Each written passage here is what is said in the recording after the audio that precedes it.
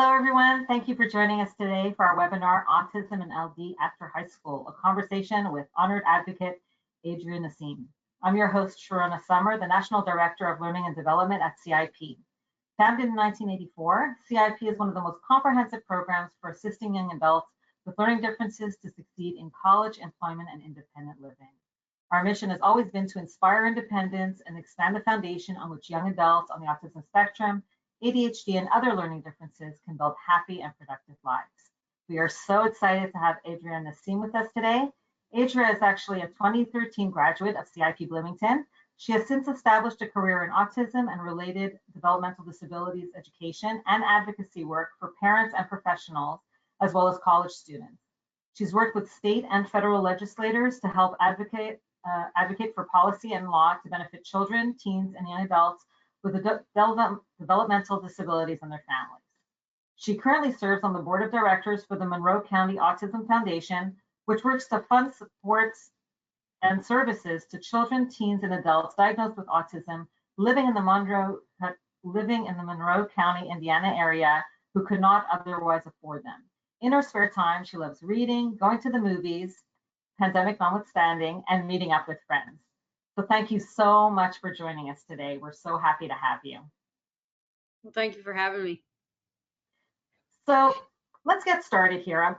I'm sure people want to know a little bit about you. So if you can tell us about yourself and the path that led you to where you are today. Sure. Well, I am now 35. I'm originally from Floyd County, Indiana, which is southern Indiana, near, if anyone in the audience is familiar with New Albany, Indiana / the Louisville, Kentucky area. It's about 15 minutes outside of Louisville, Kentucky. I guess a little bit of background on my history with CIP. I came to CIP Bloomington as a student in the fall of 2008. And I was diagnosed with an autism spectrum disorder in my mid to late teens, as well as a learning disability in early childhood.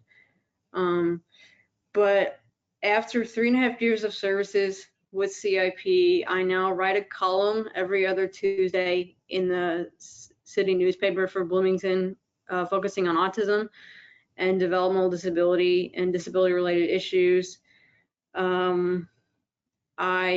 As I said, I'm very involved in the community. But I guess what led me to where I am today, CIP definitely played a huge role in that, in addition to having parents and a family that was very supportive from the very beginning. And just, I think self-acceptance as well has played a very big role. And I think we'll talk about that as well. So there were facets that I think has led me to live a very holistic life. So thank you. Yeah, absolutely. What do you think, you mentioned self-advocacy, but what do you think has really prepared you for life after high school? Because I know a lot of people listening today are curious on how to prepare that either themselves or to prepare their children for that next step. So what do you think has really prepared you? I think, I will say, a transitional support program such as CIP or other supports out there like it, I will say definitely played a role. But also, I will say, I think the fact that my parents were willing to recognize from a very young age that I did have challenges and that they were going to be raising a child and now a young adult with significant developmental challenges. If I can use the term, I was diagnosed with cerebral palsy at birth, mild cerebral palsy, and then a severe learning disability in early childhood. And then by my teen years to young adult years, autism spectrum disorder. So the fact that my parents were able to acknowledge that and accept it, but also to challenge me and to very much push me. And I suppose I should say, I use the phrase when I talk to parents that there's a difference between pushing a child until they break past their potential, and then encouraging that potential and seeing really what they are capable of. And so now that I'm able to live semi-independently and be independent and run errands a lot by myself and go out and meet with friends, and call my parents through the week and say, hey, how's your week? I'm so thankful that they have done that for me. It sounds like they allowed you to take risks. Yes. And I should say, when I talk also, which I do, about risk taking with kids and young adults with disability, there is some matter of safety that has to be considered. For example, with me at 16, and I'm sorry, I'm getting slightly ahead of myself, but at 16, we knew that it wasn't a smart decision or a safe decision for Adria Nassim to be getting in a car and getting a license. But my mom still wanted to see if it would be feasible for me to live either semi-independently or independently. And so we started to redesign, if you will, the idea of independence. And I guess I'll talk a little bit about that later, but yeah. Yeah, well, you mentioned, what independence means and looks like. And I think that's a good point, actually, is that independence can look differently for different people. It doesn't necessarily mean the same thing, right? So as you were saying, a license for some may mean independence, but it doesn't mean you're not independent because you don't have a driver's license. No, it absolutely doesn't. And I think you and I talked a little bit about this in preparation for this discussion today. And I will say, in the world of developmental disability, I've now built a career out of sharing my story of living with multiple disabilities, including autism. And my mother, who's also a pediatrician, and her highest caseloads are children with developmental disabilities, including children all over the autism spectrum.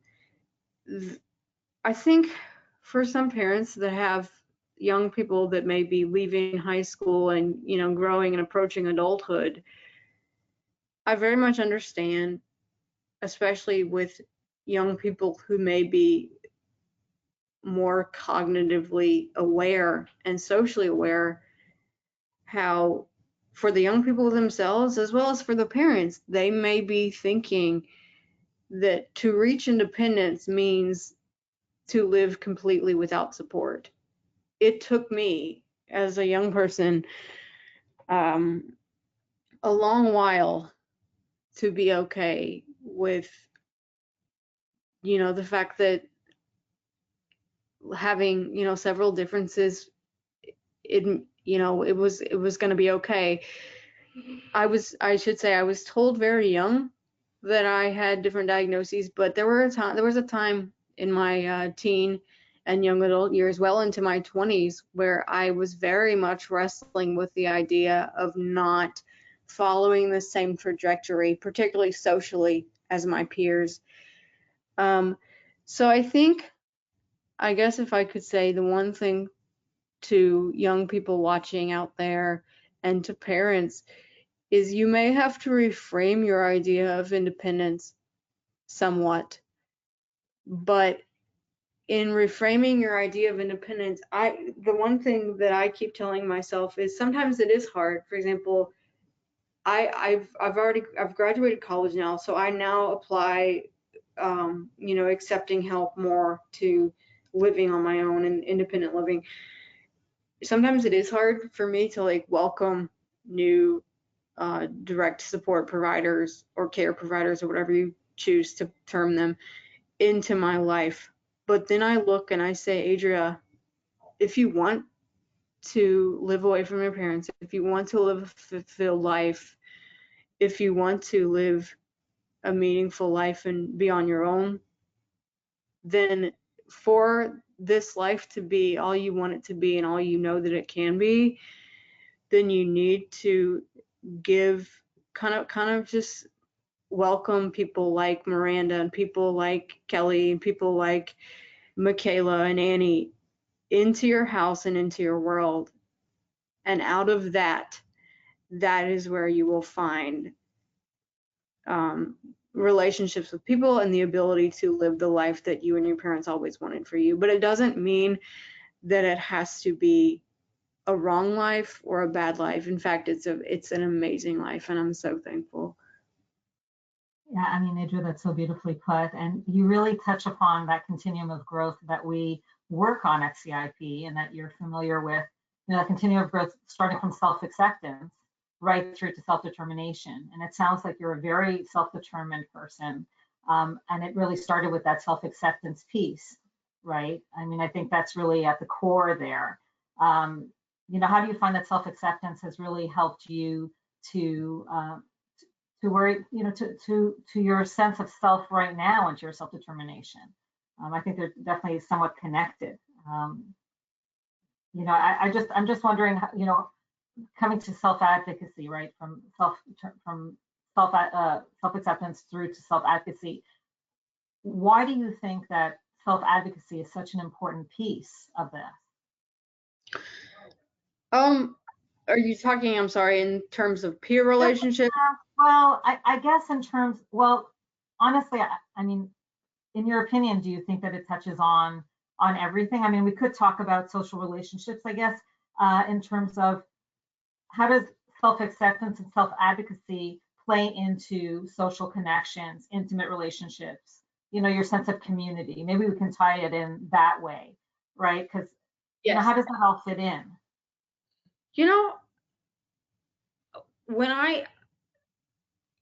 When the way I see it is that I should stop for a minute, I suppose, and say that in addition to writing for the city paper here every other week, I also write a blog for Indiana University Bloomington. I work part-time for the Center on Community Living and Careers, which is a division of the Indiana Institute on Disability and Community. And they have me, in addition to giving lectures to college students every now and then on autism and learning disability, I share my story and I talk clinical presentation and what have you. They have me write a blog at least once a month that talks some facet of promoting independent living and community involvement in teens and young adults with all sorts of developmental disability. And I wrote a piece recently about self-advocacy and self-acceptance.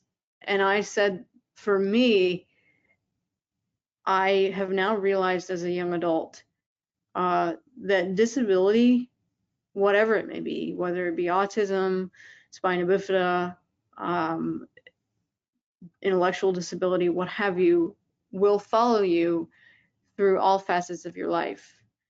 Be it you are going to a movie, you are studying for a test at Starbucks, you're going out to dinner, what have you, it is part of it. Well, and when I look at me, I'll just say it's part of me and it's part of my life. And so I think in terms of community, if I want to, like, for example, I'm in a book club with the county library, and I mean, I'm very good with verbal skills. There may be a time where something comes up where we may go to dinner and discuss a book, and I may have to have Erica, who's the leader of the book club, hey, can you like cut this chicken really quick? And Erica, I will just say, I'm good friends with her. She's known me for a while. But if she didn't, like, I would probably take it upon myself to arrange a cup of coffee with her at Starbucks and be like, hey, like, when we're going to dinner this weekend, I may have you cut my chicken or cut my salad, and this is why. Like, I'm not trying to, I promise you, I'm not trying to like just sit and be lazy and take up your time, or like when you talk about forming peer relationships, like I know, or I understand that I am worth getting to know. I think that I am I value myself enough to understand that I deserve friends, and people deserve to get to know me. But out of that, at some point, I know that my diagnosis or diagnoses are going to show their face. I'm going to have to come up because of cerebral palsy and at some point maybe be like, hey, Rachel, can you tie my shoe? Or hey, I had to go to my friend Kelly this morning to like get her to put hair clips in my hair, and she did. But Kelly and I now have gotten to be really good friends. And I think out of opening up to people and telling them what at first can seem very daunting and, somewhat like really hard to do, they actually have become really kind of unafraid because there's nothing left to hide. And they just know, like, they know it's a part of me, and like sometimes they ask questions, and to me it's fine. It's Your just, authentic self, right? I mean, you can be who you truly are.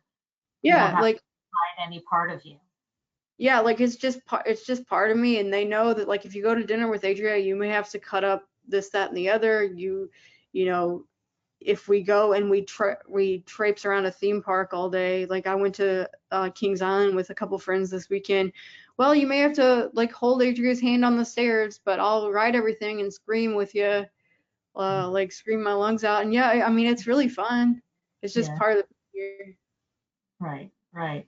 So how do you think that self-acceptance piece, and obviously the self-advocacy comes with it because you're obviously such a positive self-advocate.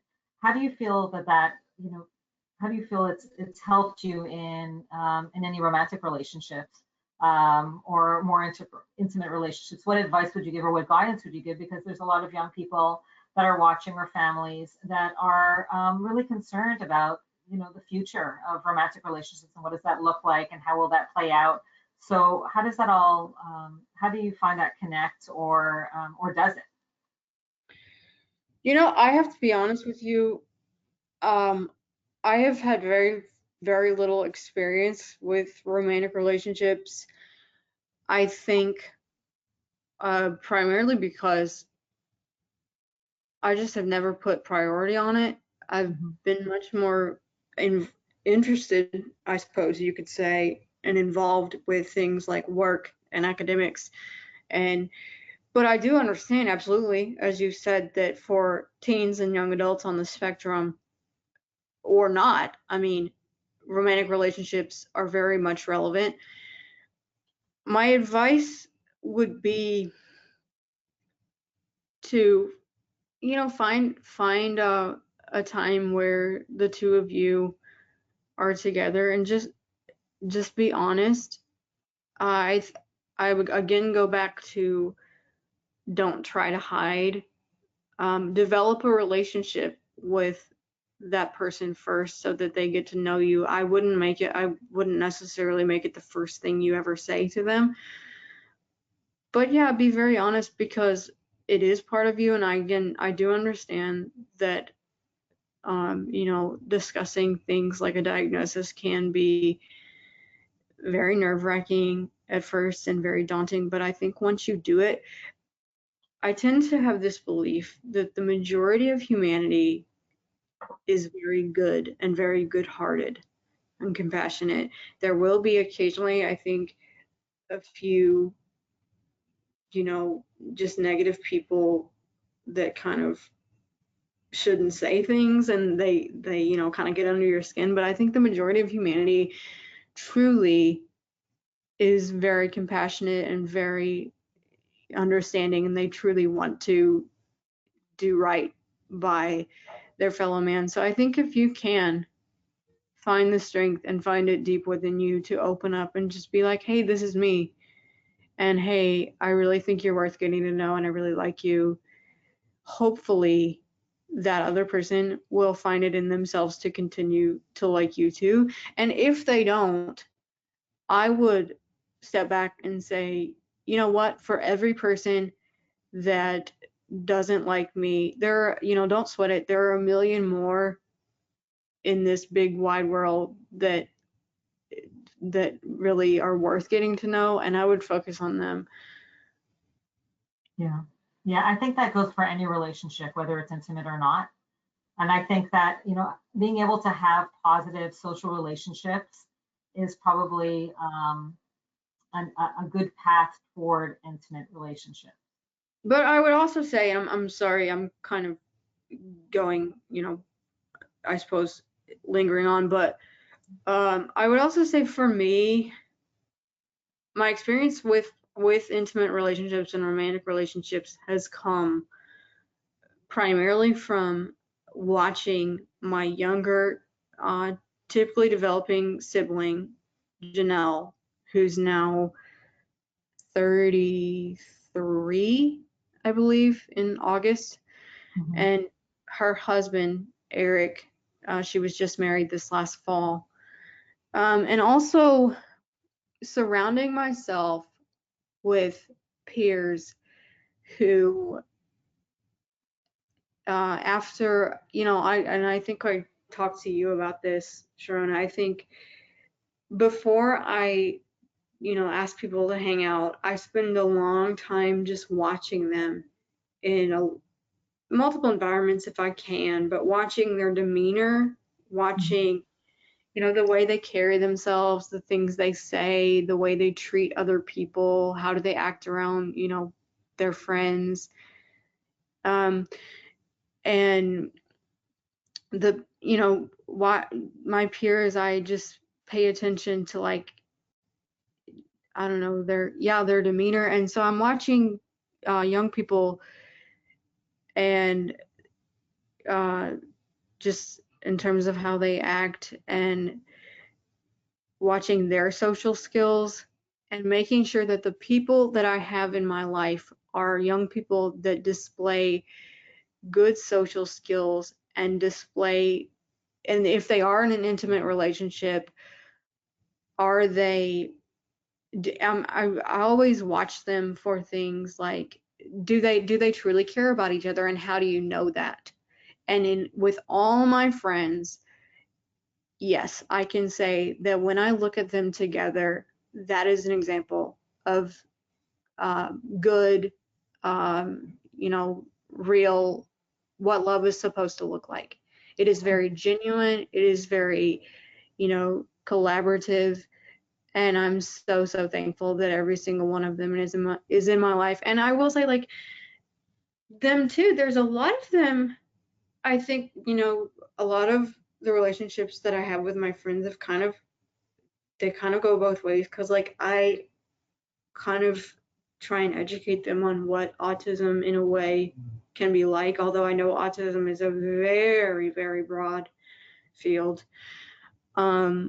And they, in the way that I educate them on life with autism, they also kind of are there to serve as, like, social role models to me. And so I'm always looking for young people that display good social skills, that carry themselves in a positive way, that tend to have good self-esteem, even professionally, that have high drive, high academic standards, like the whole bit. Yeah, yeah. Well, it's something to aspire to. And I think for those that are watching, our families, if there is not a social network or a social group, that it's okay to have social mentors to fill that role for the positive role model, right? Is to find social mentors that could provide that positive influence, and to be able to learn from that person of what does a positive social relationship really look like, and that it is founded on respect, and it's founded on collaboration, and really being there for each other, right? So I think that's part of it. So you don't necessarily have to have a friend group initially, but by learning those skills, maybe through a social mentor, it's a way to get to the point where you do feel more comfortable and build the self-confidence and the self-acceptance to be able to make those friends that were maybe a bit challenging at the present.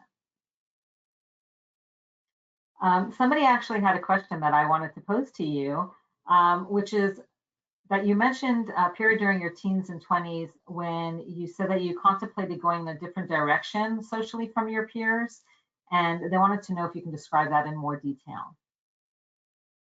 I just know that there was a period, as I said, during my teens and early 20s where I could see the social divide between my life and the life of my peers start to become more apparent. And I very much struggled with that. And I think what helped was honestly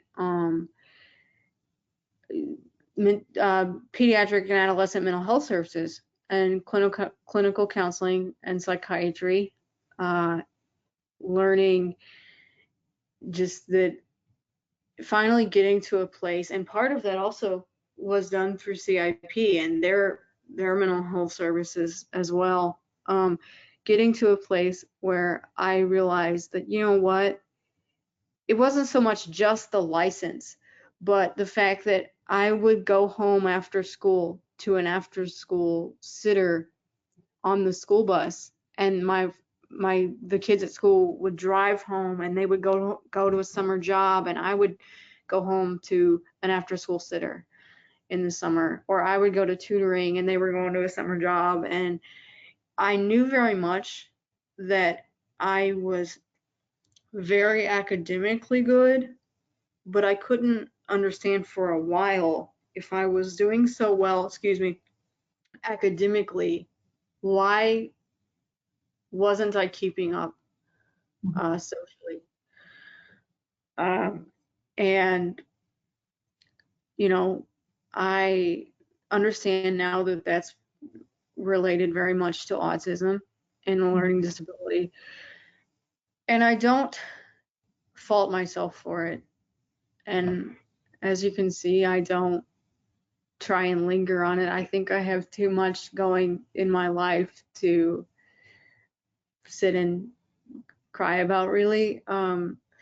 But it did take a lot. And I should say, my mom has said this as a pediatrician too, that for young people that may be cognitively and socially more aware, it is often one of the hardest things for them to get to a place of self-acceptance, especially when they quote unquote straddle both sides of the fence, I suppose, of living in the world of young people with disabilities and young people that are typically developing.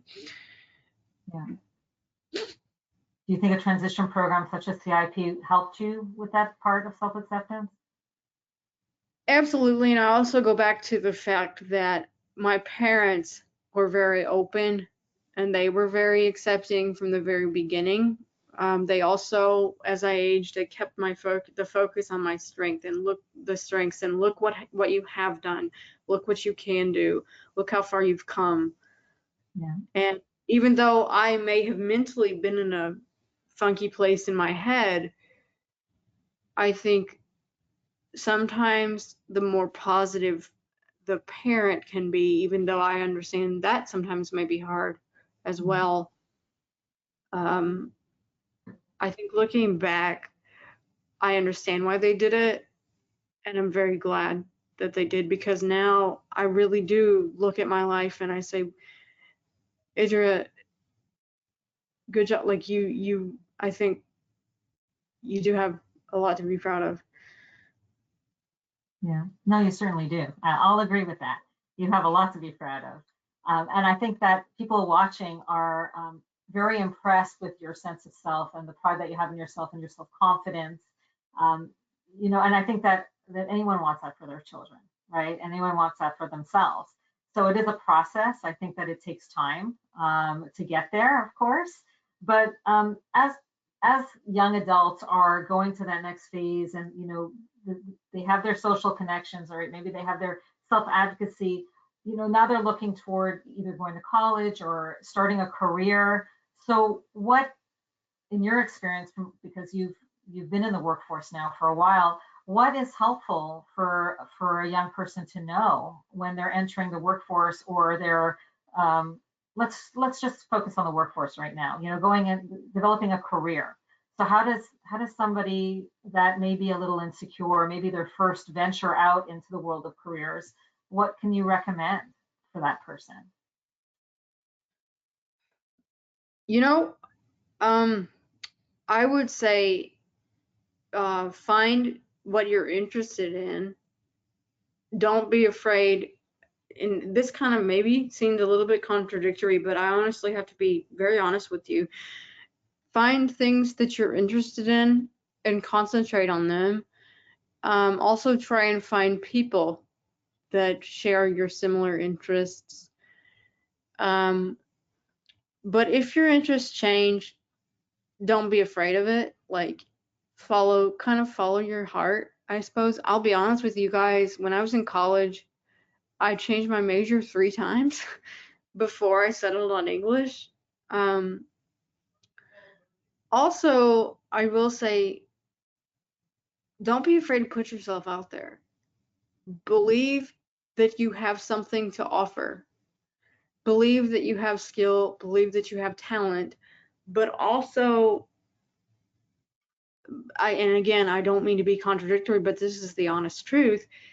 When people critique you, please understand that they're not trying to 9 times out of 10 tell you, I don't like you. They do it many times to tell you how to get better, because they may have done it before you and they may have more experience than you. And if you want to be, with people that are respected in your field, whatever it may be, my best advice would be to listen and to have an open mind and to be willing to, in some sense, do things you've never done, do things that you may be uncomfortable with, and be receptive to your boss, to your company, to your supervisor. And also, I'm sorry, I'm throwing a lot out here, but do a little extra and don't kind of be showy about it. Just do it. Like, I guess this is a little bit of a peer example, but like for me, I'm friends in town with 2 young women who run a women's clothing store here in town, and they, believe it or not, like multiple times a week help me fix my hair because I don't get morning support hours through the state, which is a whole nother complication.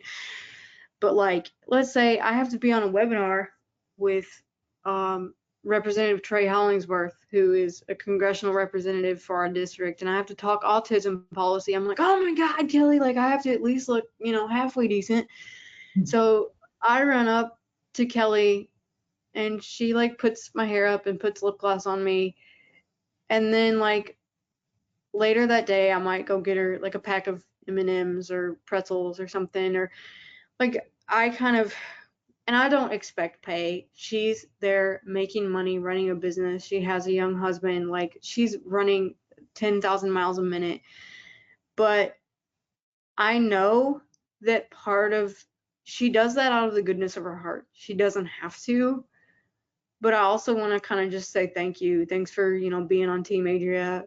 Have a great day. And I also I understand, like, I don't have to spend my money, but also, like, do you know what that does for me? I have to go talk to a congressional rep, for goodness sake. Like, I need to look professional. So, like, thanks. And if sometimes I'll run and I'll get her and Amanda and her associate Paige, like, I'll get them a sandwich at the little organic grocery store next to my house, and I'll run it up to them and say, here, girls, like, or I'll run and Kelly had me one time get her a bottle of ibuprofen at CVS, whatever, just little things. Showing appreciation. Yeah, if I can do my little bit, then I'll do it. But that also counts, I suppose, in the employment world, because like it kind of wins you little brownie points, I guess, sometimes. Like one time, I'll give you an example in the employment world too. I used to work a position with IU where I was doing academic research surveys for the purpose of where we would call people and do like opinion-based surveys for the purpose of academic research. And one time I was sitting in my little cubicle doing my calls, and all of a sudden I started speaking Spanish, and my my supervisor came over and goes, "You didn't tell me you speak Spanish." And I said, "Oh, I guess you never asked." And then she said, "Can you do it again?" And I said, "Okay, I guess."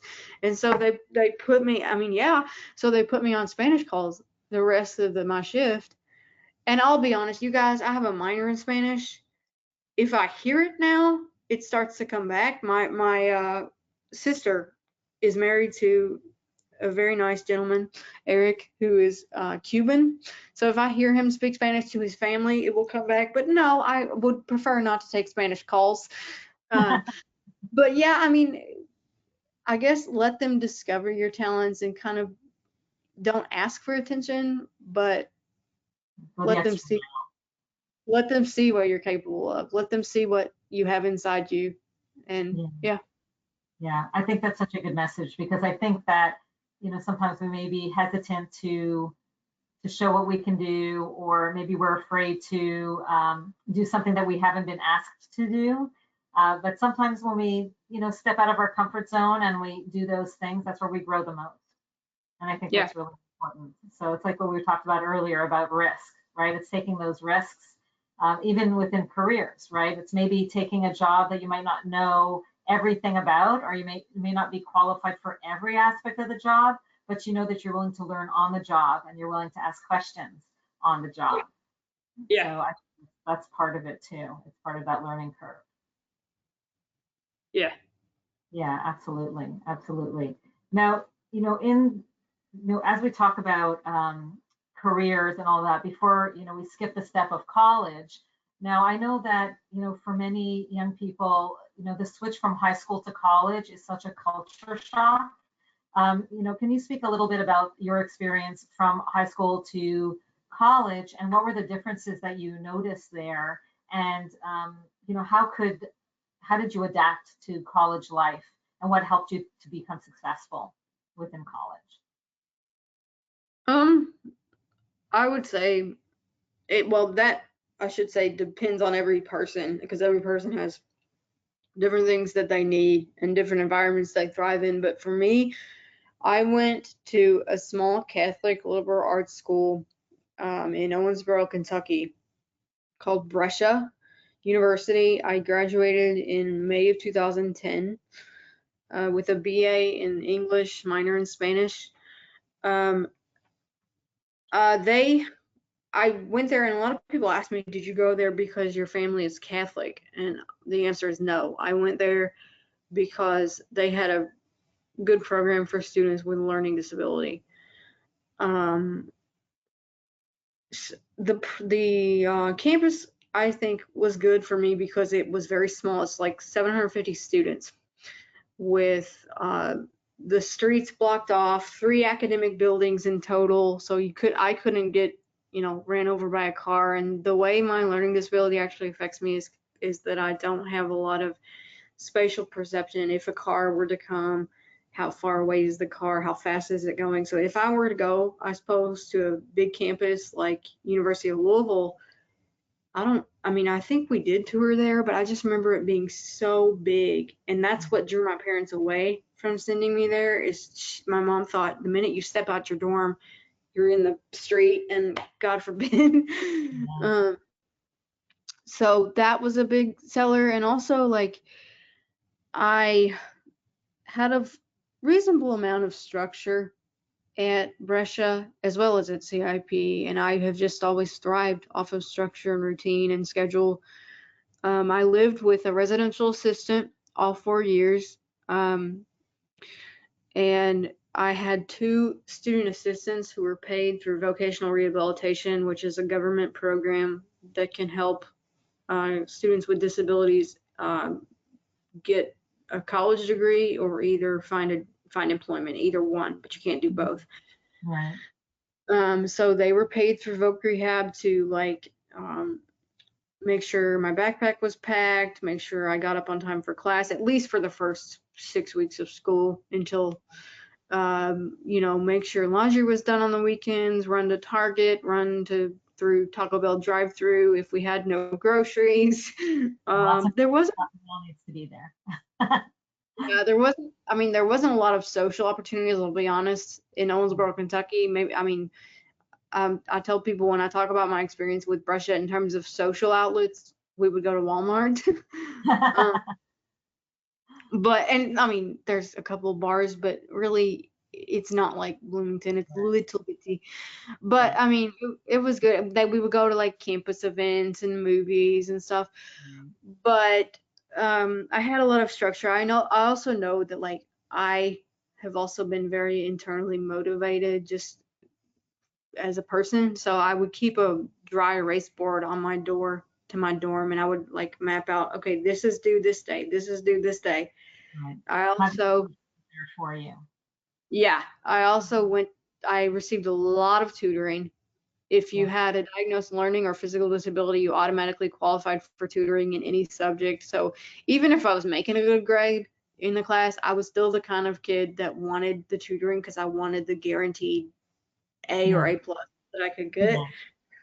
So, and so those kind of supports helped me. But also just keeping on track of like my schedule. And I will say, in terms of the differences between college and high school, nobody's gonna come and make sure you show up to class. Nobody's gonna come and make sure you do that 3-page paper.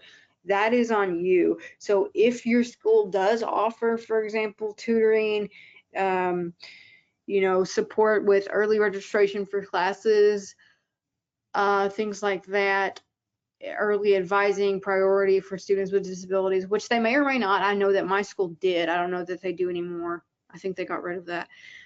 I would absolutely take advantage of them.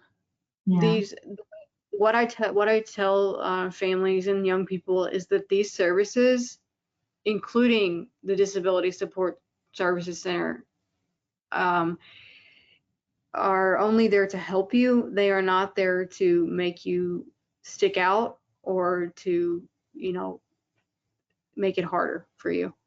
Right.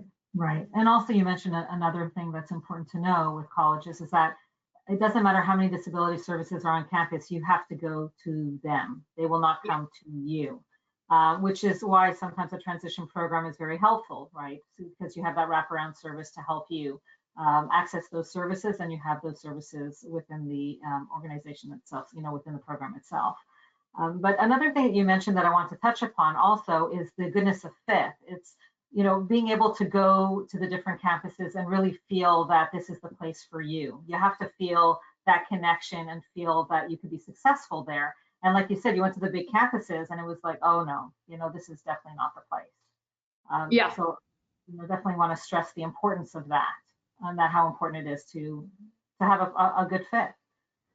Yeah, and often I'm not going to say for everybody, but often for students with learning disability, autism, disability in general, small may be better because sometimes big can be overwhelming. Right. I'm not going to say all the time, but yeah, or to even like do something like start at a community college and then go to a university. Right. I've seen some families do that. Yeah, and that's been very, very helpful also for many of our students, because this way you can take the general education courses in smaller classrooms, develop the study skills, get used to the unstructuredness of college, and then transition into your major where you really enjoy the classes much more. It's in your area of interest, and you may not require as much support as you did for the general education classes. Yes, and in terms, I'm sorry, I may be jumping around here, but in terms of careers and like, vocation, I think that is also applicable to knowing yourself and knowing your diagnosis because I knew that once I got out of like once I hit the math requirements for um, a degree. And in English, I suppose you have to have bare minimum math because you do a lot of writing, a lot of reading, but I don't know that you do a lot of calculus. But Right. I said to myself, and my parents, I suppose, in their own words, also said it, you need to find a field or an interest where you're not an architect, you're not drawing up building plans or doing whatever, because my spatial skills, I knew I didn't have them. I don't even have spatial skills really to play Mario Kart on a Nintendo DS. There's an absolute reason why I don't have a real car. Yeah. So I really had to know myself. When I really had to declare a major my junior year, it came down to, what am I good at? What do I like to do? And in the beginning, I was social work, but then I thought, I'm really good at writing. I'm on the student newspaper. I was on the student newspaper in high school. And and then I was told I was good. I was told I was good at writing stories in young childhood at 5 and 6 years old. So when it got down to what am I good at and what do I like, even though it's not a moneymaker, to be honest, Mm-hmm. it was English, and that's what did it for me. And to be honest, I understand that I may not make a lot of money, but I think more important to me now is the fact that I see the column, I see it come out, and I have people stop me and say, wow, I really liked your column this week. Adria, you're the one that writes the column on autism. Oh my gosh, I love it. I've had former teachers stop me and say, I used to teach special ed, and thank you for what you've done. That's my payment. That's what makes it worth it to me.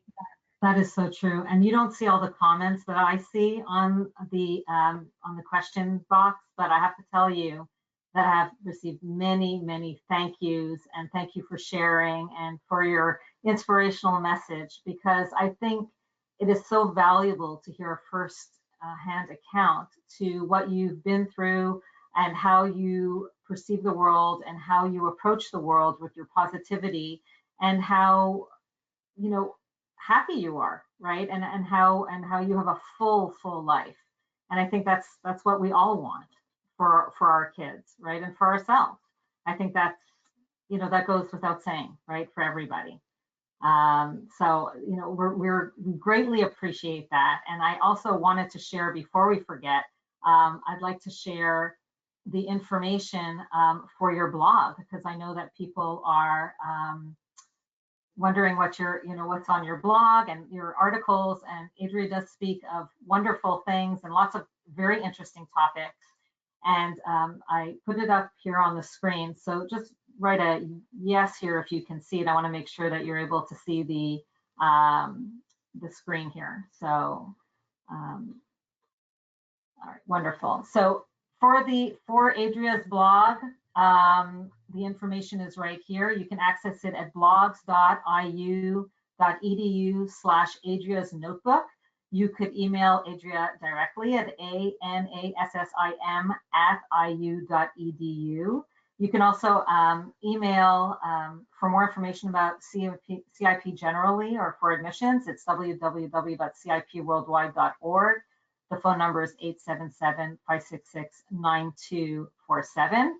And for me personally, you'll be receiving a follow-up email with my information, but it's ssommer@cipworldwide.org. And I also just wanted to let you know that every month we do have webinars. So I just wanted to let you know about our next one before Adria shares her last nugget of inspiration for us. So next month, June 17th, we'll be connecting with Dr. Michael McManaman and Dr. Tony Gingarelli as they discuss how aspiring artists can maximize their strengths to help jumpstart their careers. They wrote a book, Art on the Spectrum, and we're very, very excited to have them next month. So Adria, tell us, what would you like to leave everybody with today? Because you've said so many wonderful things, but if you could give one nugget for everybody to walk away with today to inspire them, to help them move forward to the next step, what would that be? No pressure. I would say to, I wrote a column that's gonna come out in the city paper about the I suppose most indicative, the top, in my opinion, most indicative qualities for success in young people with disabilities and without.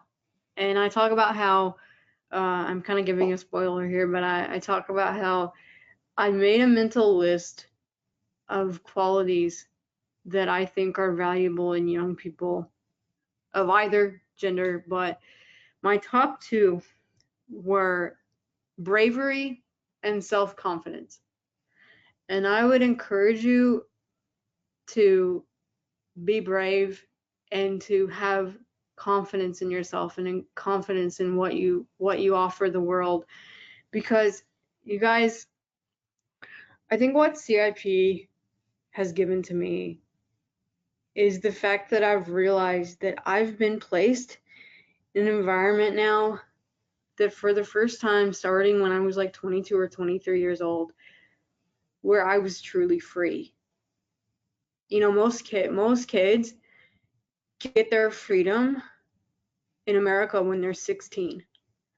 And for me, it started when I was like 22 or 23 years old, when I was able to walk out my apartment building and just go grab a cup of coffee at Starbucks and nobody was with me, or go and meet somebody at lunch at Chipotle, and, you know, meet up with friends, and nobody but a service dog who's under this table, who's her name is Lucy. She's trained for autism and cerebral palsy, was sitting at the table with me. It wasn't my parents, you know, and my sister wasn't going to come pick me up in an hour, who's 2 years younger than me. It was me. So the world, guys, exists outside of your bedrooms and outside of your homes and your apartments. And I know, as daunting as it can be, you absolutely deserve to be a part of it. And the world is made better when you step outside of your door. And I'm about to cry because this is how passionate I am about this, that, you know, the world deserves to see you, and you deserve to go, you know, be employed by a company that values you, or, you know, have a group of friends that you meet up with on the weekends, and, you know, just have a wonderful, wonderful life.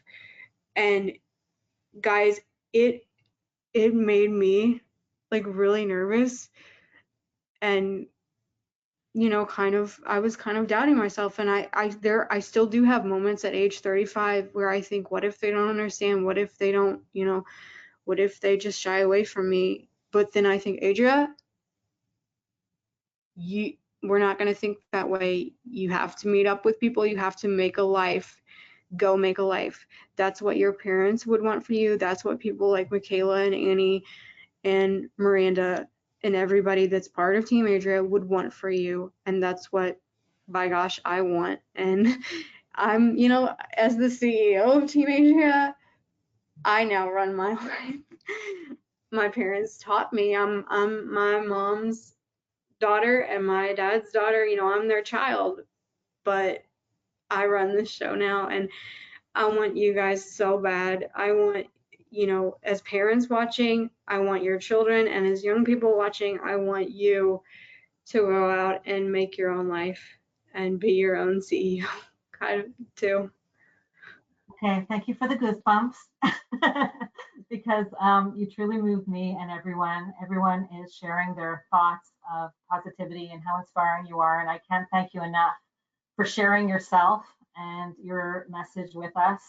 And I just keep doing what you're doing, because you know what, you are definitely providing so much to so many, and you definitely are an amazing CEO.